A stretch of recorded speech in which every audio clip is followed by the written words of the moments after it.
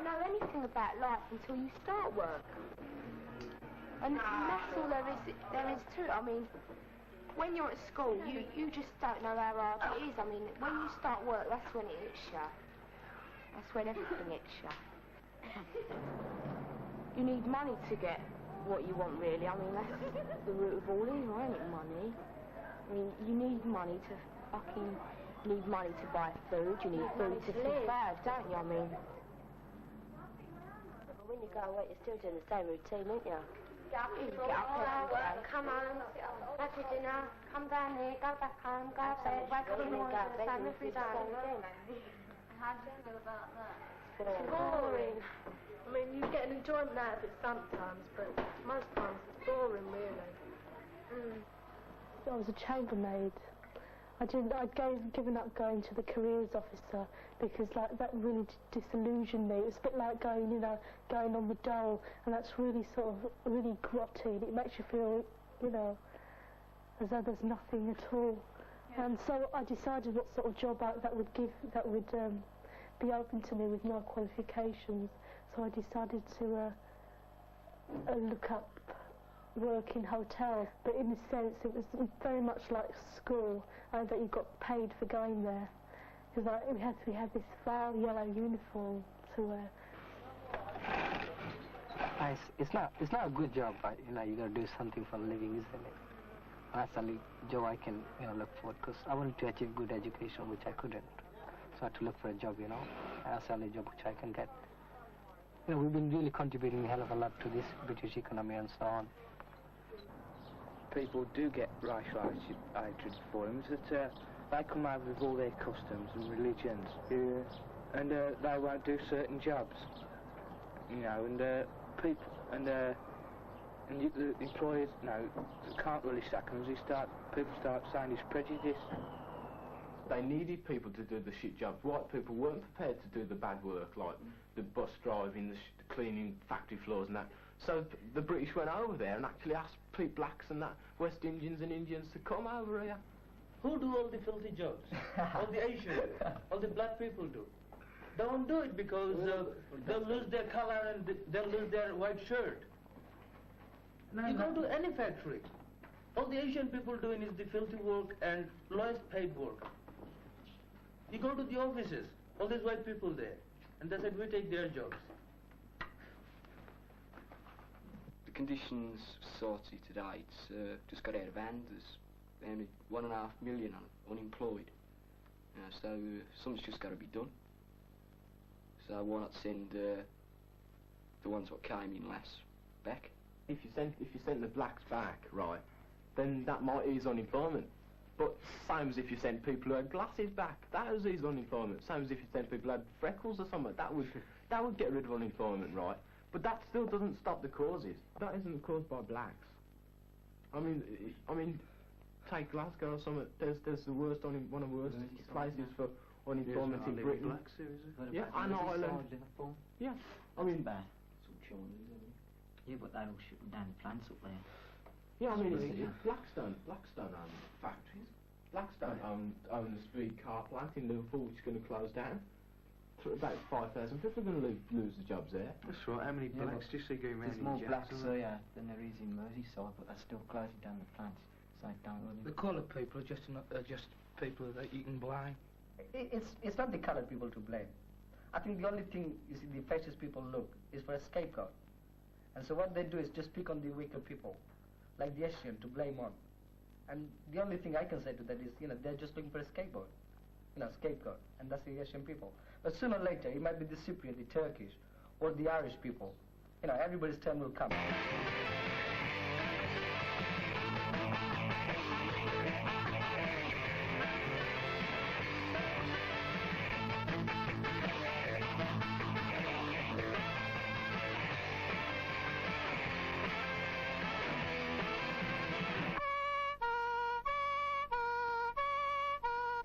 People say that the British justice is the fairest in the world, but it's all corrupted. You go to courts and there's biased judges. Do you call that justice? The Race Relations Act, I don't think much of it. Don't stop me from being discriminated on the streets. There's no action taken. What I think about the police, right? The police just hide behind their uniform. What do you mean? Well, it's obvious, ain't it? If you're behind a uniform, right, you're the law, right? You got to act the law. But they overact themselves. Bill. Right, Joe, right? We take Joe for instance. Right, we take both of us, right? Right, we got elder brothers, right? They've been in trouble. You know what I mean? Hit it, You know what I Bill. mean? So, right, they think, the old Bill think, because my brother's been in trouble, you know what I mean? Right, when it first started off. Right, I used to go out thieving, right? But then I stopped, and I was still getting, like, in trouble for nothing, like, things I weren't doing, sort of thing, right? And then it started to get gradually bigger and bigger, right? Then he done a bit of a... Shut up, Barrett. Shut up, Jim. No manners. You said if you stand up for yourself, police really jump on you. No, what he's saying, right? That, right, his family and my family, right? We've got older brothers. Right, they've been in trouble, right? But the police pull you up, they say, what's your name? Right, you tell them your name, and they think, that's his brother, he must be like his brother. Right, we'll have you for this, we'll have you for that, and all this and that. And they pile Do you understand me? You know what I mean? And you can't do nothing about it. You go to court, you're guilty before you even get there. Right, and you step in the juvenile bureau, right? You ain't got no chance. That's it. The juvenile bureau believes the police. Everything you say is a load of lies. So I mean, right, you can go to court, right? You can tell the truth. Swear on the Bible and everything. The police go and they swear on the Bible and they tell a load of what's in that, load of lies. The sus laws? I've never been done for that. Well, a sus law, right, is suspicion. Right, there's no way you can get found not guilty. Because once you nick for sus, you're guilty. That's as far as the court's concerned. You can be standing at a bus stop, right? For instance, right, if anyone got nicked for sus, it might like be a black geezer. I'm not trying to be racial discrimination or nothing, no, none of that business. Cut that out. Well, why'd you get picked up? Why'd you say then if you're a black person, you're more likely to get picked up? Why'd you say that? Because that's what I'm on about. The police are fascist. That's what you think? I don't think, I know. It's true, right? Because, like, I'll go back to black kids, right? And I've been walking down the road with black kids. Bill's a nigger in right? disguise. I've been walking down the street with black kids, right? Police have come out of the station, right? Tottenham Court Road station. Right, we was walking down the road. Right, I was walking in front of my mates. They pulled my mates up. I see them pulling my mates up, so I went back. They asked me if I was with them. I said, yeah, and they just let them go. In 3 months, we had about 167 cases like this. You know, just beating up. And the police didn't do anything. Nor did they make any arrests. One guy was stabbed on his door, you know. They ring the bell. He came out to open the door, and they just stabbed him. And the police didn't do anything.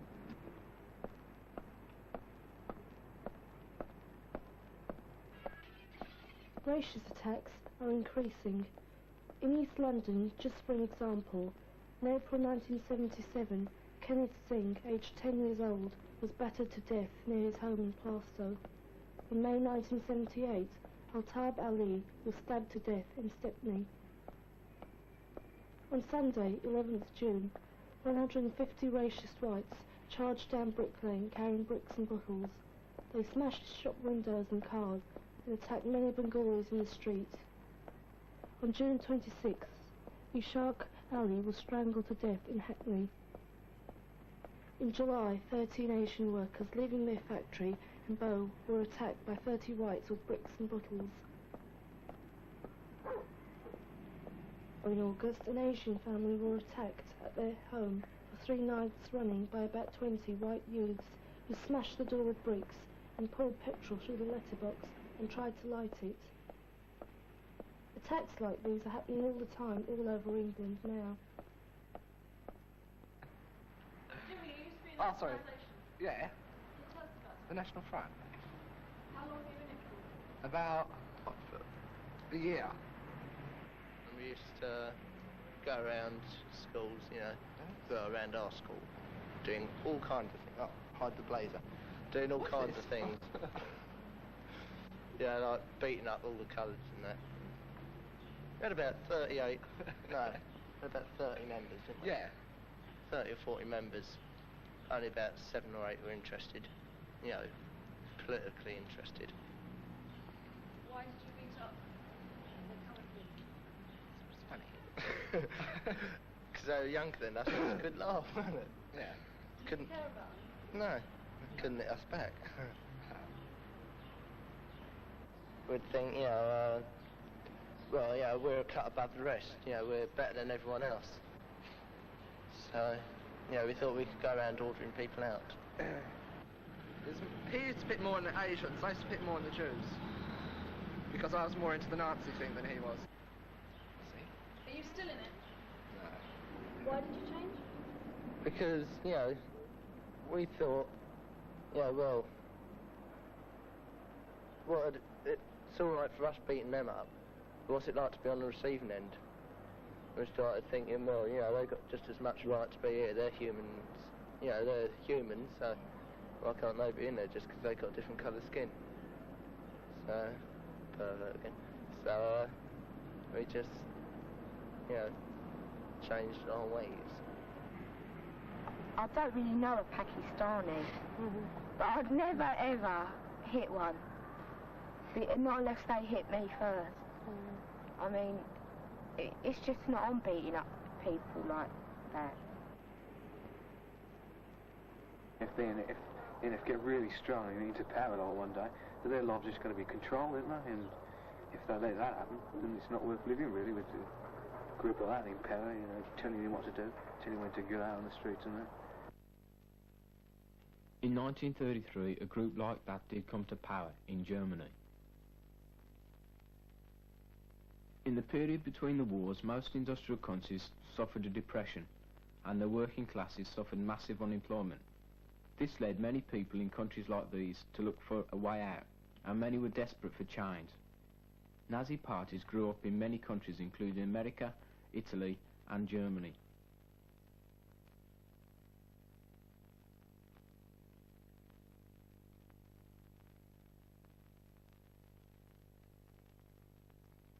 In Britain, Nazi thugs led by Oswald Mosley frequently attacked Jews in the East End of London.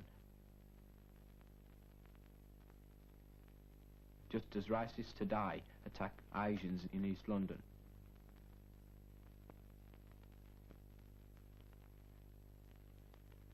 While in Italy, Mussolini had been in power since 1922. But it was in Germany that the Nazi Party was the most powerful. Many found a way out in the frenzied patriotism of the German Nazis. The Nazis also gave the people someone to blame. They said the Jews were a subhuman race and were the cause of the country's problems. Between 1930 and 1933, the Nazis grew in strength, and so did the movement that took to the streets to oppose them. The ruling class, fearing the potential of the united movement against the Nazis, chose what they considered to be the lesser evil and made Hitler their chancellor. Once in power, Hitler gave up his pretensions of democracy. He crushed all opposition and made the Nazi Party the only legal party. Then the Nazis turned their hatreds towards the Jews. Jews were attacked and Jewish shops smashed. German Jews first had their rights to freedom of movement destroyed by identity cards and pass laws.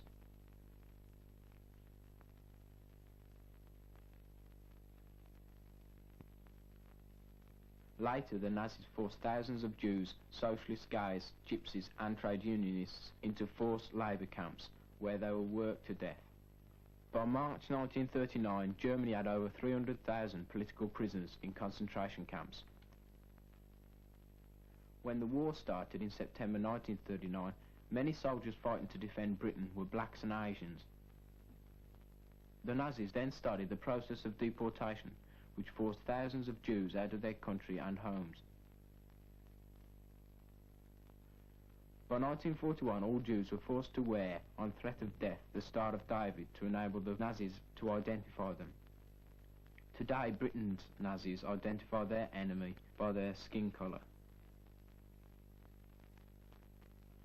The Nazis had convinced themselves and the German people that the Jews were subhumans because of their race, so now they impose their final solution. Despite resistance in some places, like the Warsaw Ghetto Uprising, millions of Jews, thinking they were being deported to resettle in the East, were actually taken to concentration camps like Dachau, Auschwitz and Treblinka, unaware of the fate that awaited them. By the end of the war, the full scale of the Holocaust was revealed. Over 6 million Jews had been gassed, shot, hung, poisoned or tortured to death.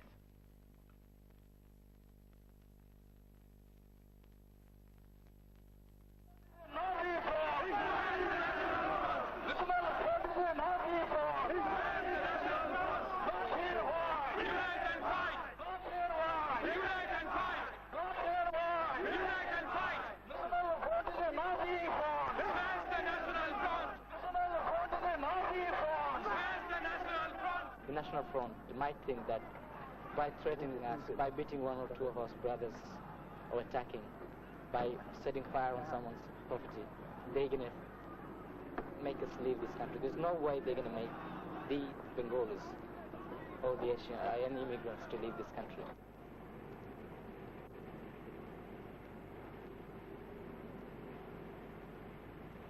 Sooner or later, right, white people, black people, Pakistans, Greeks, everyone, they're going to have to stay together sooner or later. No, they You know ain't. what I mean? Of course they are. They ain't going to carry on this. They ain't going to carry on this forever, are they?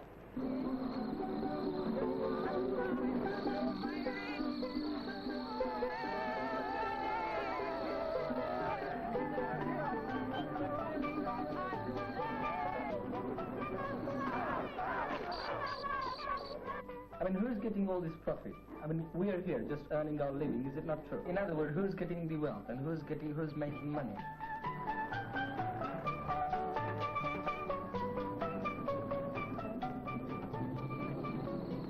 We still didn't think anything about classes.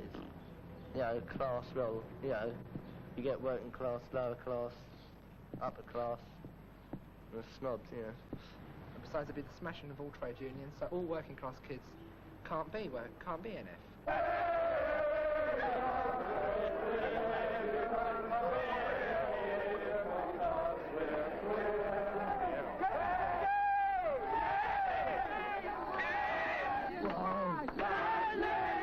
That's what the main idea. They just want to divide the people.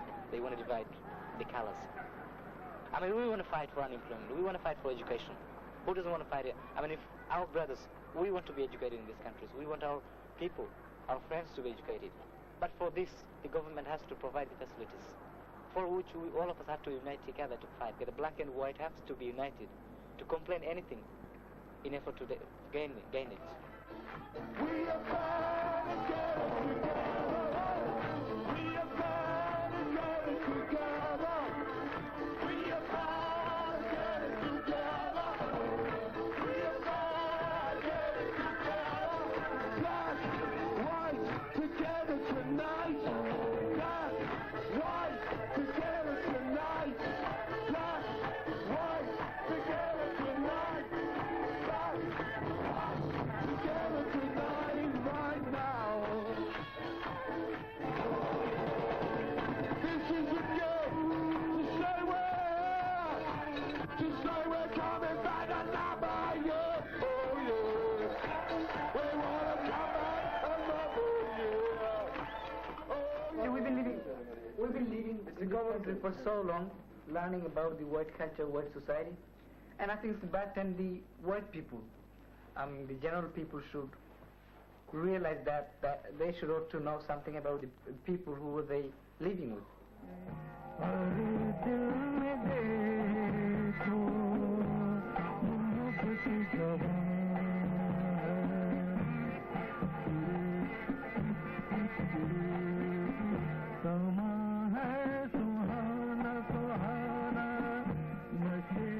If you go to the foundation of the color of the human being, you see, where did that really come from?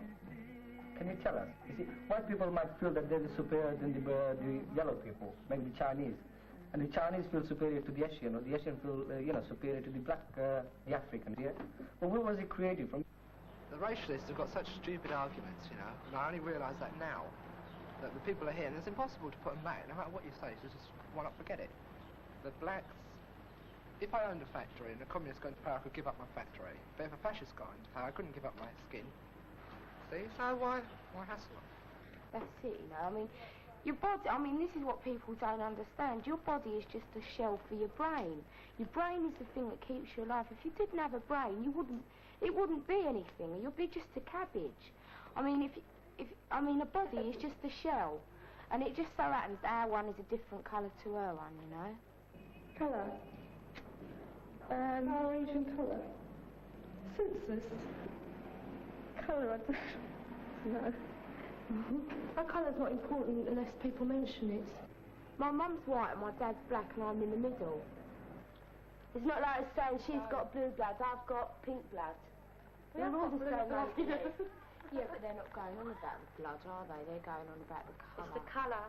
It's not whether you've got the same feelings or whether you've got the same clothes, the same face. I'll tell you what, you could be a twin to a black person, you'll still be classed a better person. I know. Stupid.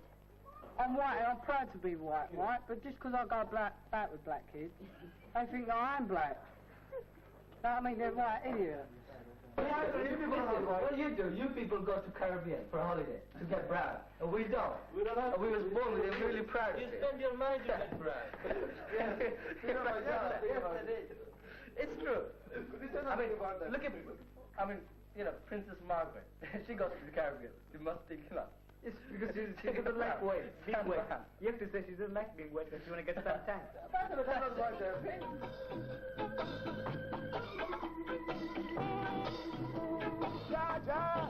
Just a big shoulder, just a bit me over, just a bit me burn them out now, just a bit me let me wash them out. Rock against racism, rock against fascism, rock against fascism.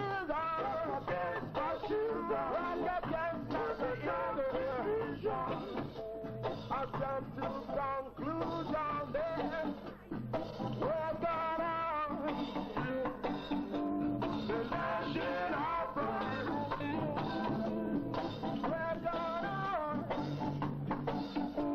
the national. Any kids are listening, just look at yourself and think, why am I doing this ferocious bit? There's nothing in it for me.